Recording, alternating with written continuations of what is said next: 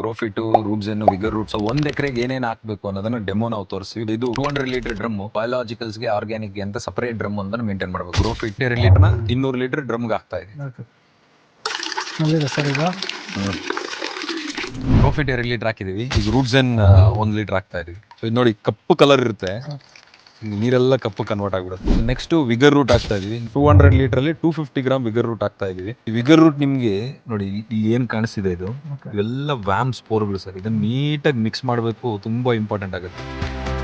ಇದನ್ನ ನೀವು ಕಾನ್ಸ್ಟೆಂಟ್ ಆಗಿ ಸ್ಟಿರಿಂಗ್ ಮಾಡೋದು ಸಿಕ್ಕಾಪಟ್ಟೆ ಇಂಪಾರ್ಟೆಂಟ್ ಆಗುತ್ತೆ. ಸೊ ಯಾವಾಗಲೂ ನಾವು ಮಿಕ್ಸ್ ಮಾಡೋದಕ್ಕೆ PVC ಪೈಪೇ ಬಳಸೋಣ.